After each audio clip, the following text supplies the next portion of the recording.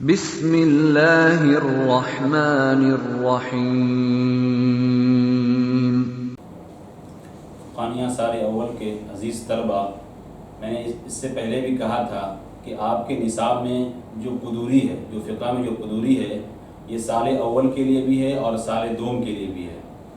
چنانچہ پھر ہم قدوری جو آپ کا نصاب ہے کتاب البیوع سے، ہم اس کو لے کر آپ کے سامنے آئے ہیں۔ یہ بات ختم ہو، کتاب البیوع کی بات ختم ہو گئی تھی، اسی کا آگے عنوان تھا آپ کی کتاب میں، جیسا کہ آپ دیکھیں گے بھی، خیار الشرط کا۔ خیار الشرط کسے کہتے ہیں اور کس کنڈیشن میں اور کس حال میں اس کو لیا جائے گا، صاحب کتاب آج اسی کو بیان کریں گے۔ ہم نے آپ کے پیچھے آپ کے بلیک بورڈ پر لکھ دیا ہے کہ خیار الشرط عنوان ہے کتاب کا، باب خیار الشرط، یعنی خیار شرط کا بیان ہوگا، اس کا باب ہوگا۔ یہاں پر خیار الشرط، خیار یہاں پر اختیار کے معنی ہے۔ میں نے آپ کے بلیک بورڈ پر لکھ دیا ہے کہ لغوی معنی کیا ہوگا، اختیار کرنا، پسندیدگی یعنی پسند کرنا، یہ لغوی معنی ہے۔ اصطلاحی تعریف اس کی کیا ہے؟ اصطلاحی تعریف بھی میں نے آپ کی آسانی کے لیے آپ کے بلیک بورڈ پر لکھ دیا ہے، اور آپ اس کو نوٹ کر لیں اور ذہن و دماغ میں بیٹھا لیں، پیوست کر لیں اس کو۔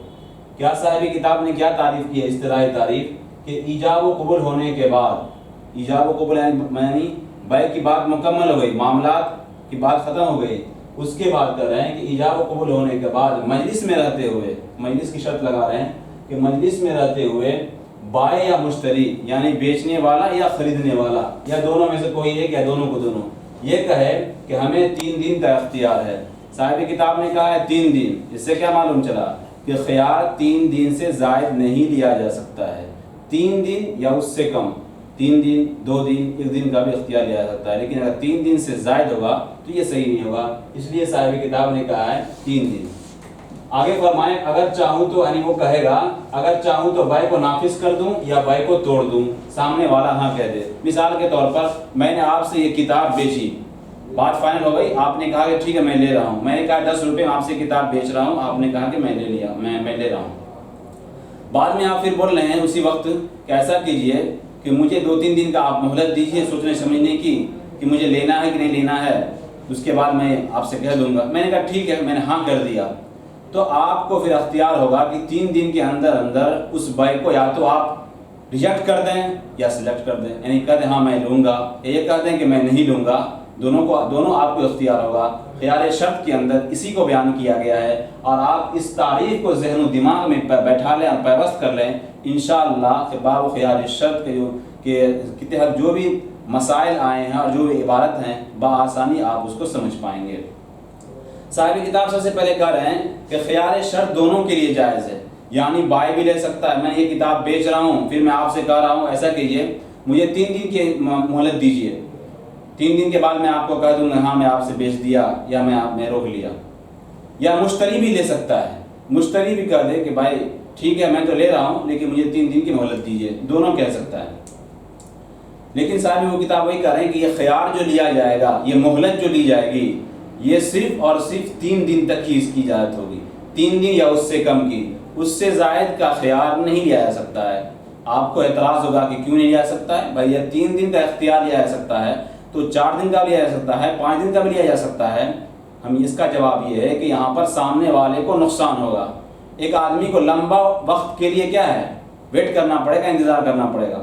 میں نے آپ سے کہی کہ یہ کتاب بیچ رہا ہوں، آپ نے کہا ٹھیک میں لے رہا ہوں، آپ نے کہا کہ مجھے 10 دن کا ٹائم دیجئے، تو 10 دن تک مجھے بیٹھا رہنا پڑے گا آپ کے انتظار میں، پتہ نہیں آپ کیا ہاں کریں گے یا نہ کریں گے، اس میں میرا نقصان ہے۔ ہو سکتا ہے کہ کوئی دوسری پارٹی بڑھیا آ جائے، ہم اس کے ہاتھ بیچ دیں تو آپ کے انتظار میں میرا بھی نقصان ہوگا، اس لیے صاحب کتاب نے کہا ہے کہ 3 دن کی اجازت دی جا سکتی ہے۔ یہ تو بات ہو گئی صاحب۔ اس کے علاوہ یہاں پر اس میں اختلاف ہے اس مسئلے کے اندر۔ امام صاحب جس کے ہم لوگ اقتدا کرتے ہیں، امام ابو حنیفہ رحمۃ اللہ علیہ، اور ان کے جو 2 شاگرد ہیں، امام یوسف رحمۃ اللہ علیہ اور امام محمد رحمۃ اللہ علیہ، اس مسئلے میں اختلاف کرے، یعنی یہاں پر شاگرد اور استاذ کا اختلاف ہے۔ امام صاحب یہ کہتے ہیں، امام حنیفہ رحمۃ اللہ علیہ، کہ آپ صرف 3 دن تک اختیار لے سکتے ہیں، لیکن ان کی جو شاگرد ہیں، جو ان کو صاحبین کہا جاتا ہے، امام یوسف، امام محمد رحمۃ اللہ علیہ، وہ کہتے ہیں کہ 3 دن سے زائد مدت کے لیے بھی خیار لیا جا سکتا ہے، بشرطے کہ وہ دن متعین ہو. مثال کے طور پر یہ کہیں کہ 5 دن 7 دن، یعنی وہ دن جو ہو یعنی وقت جو متعین ہو، فکس ہو. لیکن امام صاحب کہتے ہیں کہ ایسا نہیں ہے. کیوں؟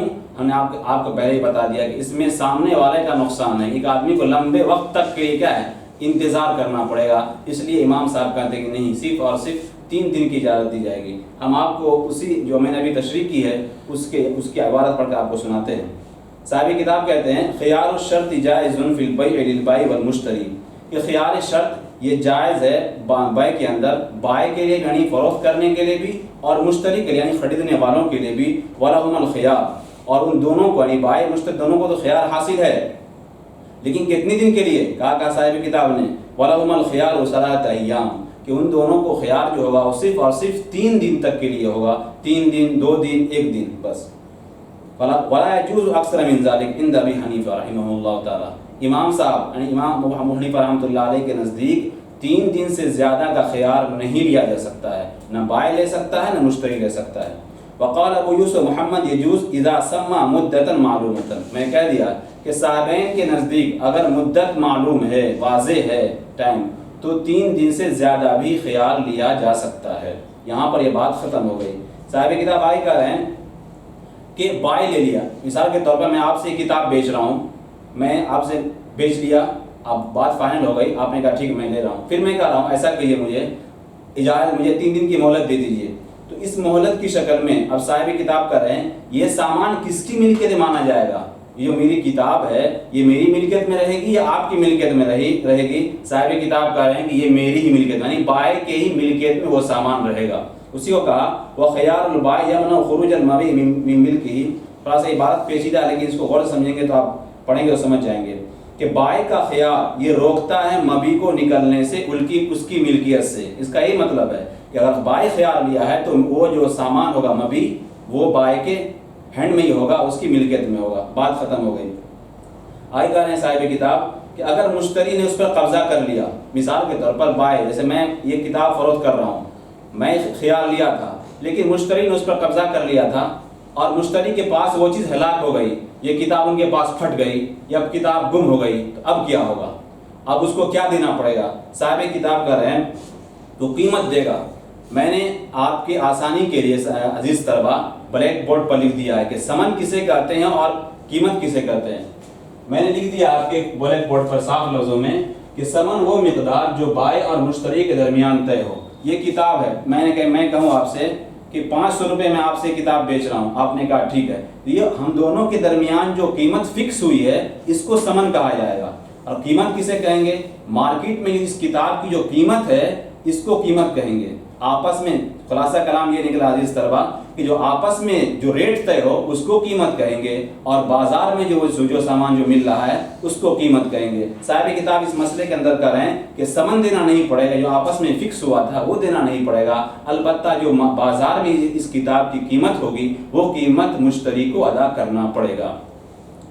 اسی کو صاحب کتاب نے کہا کہ اگر مشتری اس کو قبضہ کر لے اور وہ اس کے ہاتھ میں یعنی اس کے قبضے میں ہلاک ہو جائے خیار مدت کے اندر تو وہ ضامن ہوگا قیمت کا. اس مسئلے کا یہی مطلب ہوا.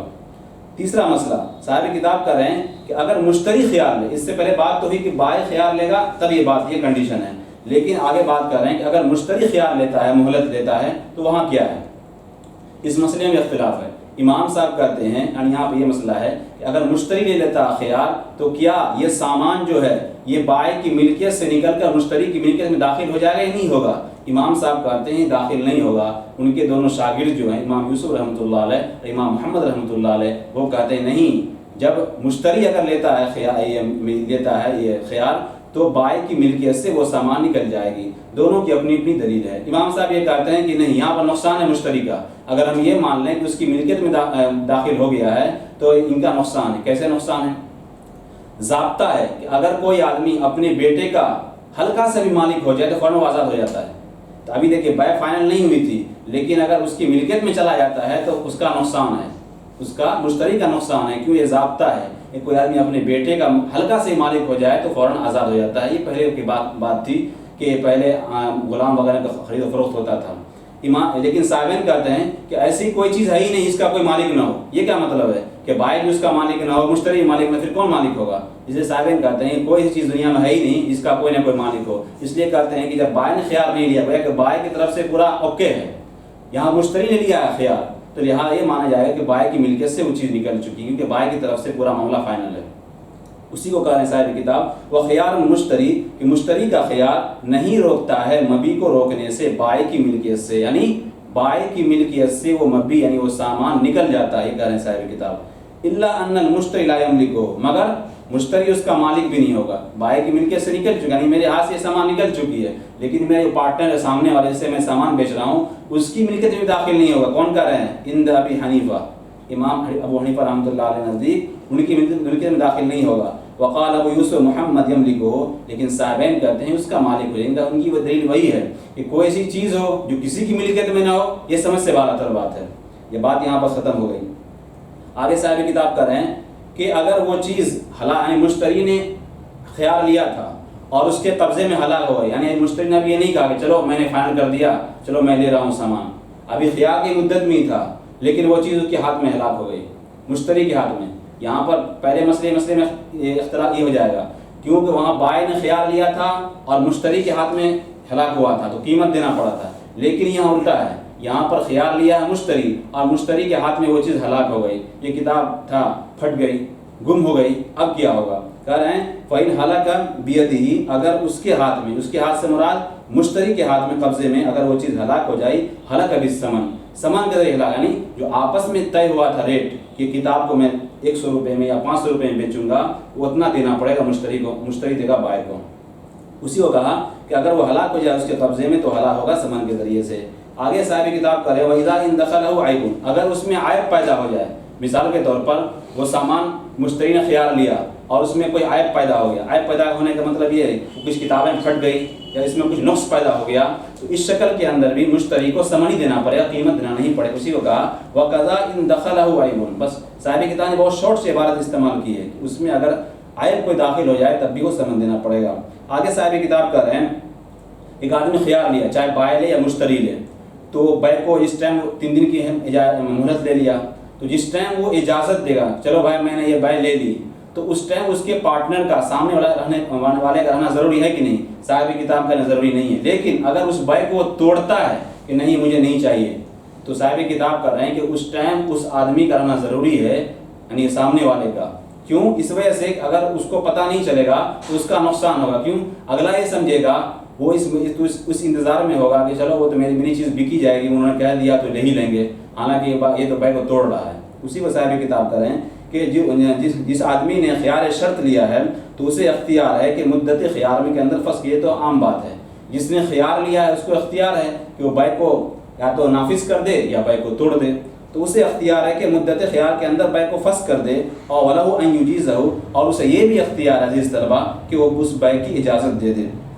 فَإِنْ أَجَازَهُ، اگر اس کی اجازت دے دیا، یعنی کہا چلو میں لے لیتا ہوں یہ چیز جو میں نے خیال لیا جس چیز کا، بغیر حضرت صاحبی، اپنے ساتھی کی موجودگی کے بغیر، کریں صاحب کتاب جاز ہے، درست ہے، صحیح ہے. وَإِنْ فَسَخَ، لیکن اگر بھائی کو توڑ رہا ہے کہ مجھے نہیں چاہیے یہ سامان، میں نہیں لوں گا، لم يجوز، صاحب کتاب کریں یہ جائز نہیں ہے. کیوں؟ إِلَّا أَن يَكُونَ الْآخِرُ صَاحِبًا، کریں مگر یہ کہ اس کا دوسرا آدمی یعنی سامنے والا وہ کیا ہو، موجود ہو. کیوں؟ ورنہ اس کا نقصان ہوگا. صاحب کتاب آگے 2 مسئلہ چھوٹا مسئلہ بیان کر کے بات کو ختم کریں گے. کہہ رہے ہیں کہ ایک آدمی نے خیال لیا تھا، ایک آدمی خیال لیا کہ ٹھیک ہے مجھے 3 دن کی مہلت دیجیے، اسی بیچ میں اس کا انتقال ہو گیا. اب کیا ہوگا؟ تو کیا یہ خیال اس کے وارث کی طرف، ورثہ کی طرف منتقل ہوگا یا نہیں ہوگا؟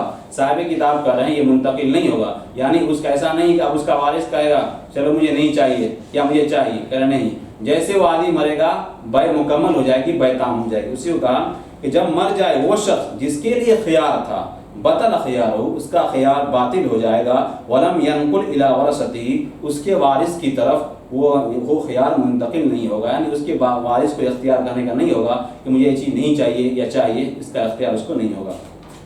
صاحب کتاب آگے لاسٹ مسئلہ بیان کر کے اس موضوع کو ختم کریں گے. میں نے آپ سے پہلے بھی کہا تھا ایک بات، ایک ضابطہ بتلایا تھا کہ اصل کے مقابلے میں قیمت آتی ہے، وصف کے مقابلے میں قیمت نہیں آتی ہے. اسی قاعدے پر یہ آخری مسئلہ کو صاحب کتاب فٹ کریں گے۔ کیا کہا؟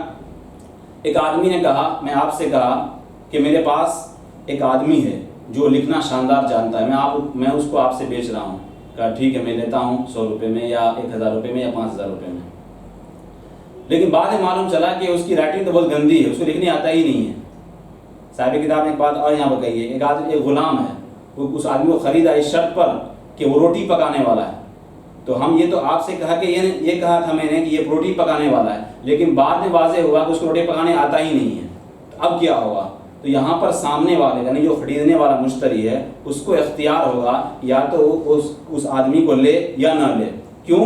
اس وجہ سے کہ جس آدمی یعنی سامنے مشتری کو جو کہا گیا تھا کہ یہ روٹی پکانے والا ہے یا اچھی رائٹنگ کا مالک ہے، اس کے اندر نہیں ہے۔ جب اس کے اندر نہیں ہے تو سامنے والے کی رغبت کم ہوگی کہ نہیں تب مجھے نہیں چاہیے، جس کام کے لیے میں لینا چاہ رہا تھا وہ تو اس کے اندر ہے ہی نہیں، لہٰذا اس وجہ سے اس کو اختیار ملے گا یا تو اس کو خریدے یا نہیں خریدے۔ لیکن اگر وہ خریدنا ہی چاہتا ہے کہ چلو اس کو روٹی بنانے کا طریقہ نہیں معلوم ہے، چلو نہیں لکھنے آتا ہے، اس سے مطلب نہیں ہے، اگر لے گا جتنا آپس میں فکس ہوا ہے قیمت اتنا ہی ملے گا۔ کیوں؟ اس وجہ سے کہ میں نے کہہ دیا تھا پہلے ہی کہ روٹی پکانا یا اچھی رائٹنگ وغیرہ لکھنا یہ سب ایک صفت ہے، یہ سب کیا ایک ہنر، ایک صفت ہے، اصل نہیں ہے۔ اور ضابطہ یہ ہے کہ صفت کے مقابلے میں الگ سے کوئی قیمت نہیں ہوتی ہے، لہذا جتنا میں بات پہلے ہوئی تھی اگر لے گا تو اتنا ہی ملے گا، اس میں کوئی کمی نہیں ہوگی۔ سارے کتاب اسی کو کر رہے ہیں کہ جو آدمی کسی غلام کو بیچے اس شرط پر انہ خباز کہ وہ روٹی پکانے والا ہے، او کاتب یا وہ کاتب یا اس کے اندر اور کوئی ایسی صفت ہے، اچھی صفت ہے، کچھ ایسا ہنر ہے، فوجدہ بخلاف ذلک، لیکن وہ اس کو پایا اس کے خلاف، یعنی اس کے اندر وہ چیز نہیں ہے وہ صفت، فالمشتری بالخیار، تو مشتری با اختیار یعنی خریدنے والا با اختیار ہوگا، انشاء اخذہ بجمیع الثمن، اگر اس کو لینا ہی ہوگا تو جتنا آپس میں فائنل ہوا تھا قیمت اتنا ہی ملے گا، وہ انشاء ترکہ، اور اس کو توڑنے کا بھی یعنی اس کو نہ لینے کا بھی اختیار دیا جائے گا۔ صاحب کتاب نے یہاں پر بات کو ختم کر کے باب خیار شرط کو ختم کر دیا ہے۔ انشاءاللہ آئندہ پھر ہم آپ کے سامنے لے کر حاضر ہوں گے۔ عزیز طلبہ، اگر آج کے سبق میں آپ کو کہیں پر کوئی دشواری یا دقت پیش آئی ہو تو آپ کامنٹ باکس میں ضرور لکھیں، انشاءاللہ آپ کے اعتراض کا شفیع بخش جواب دیا جائے گا۔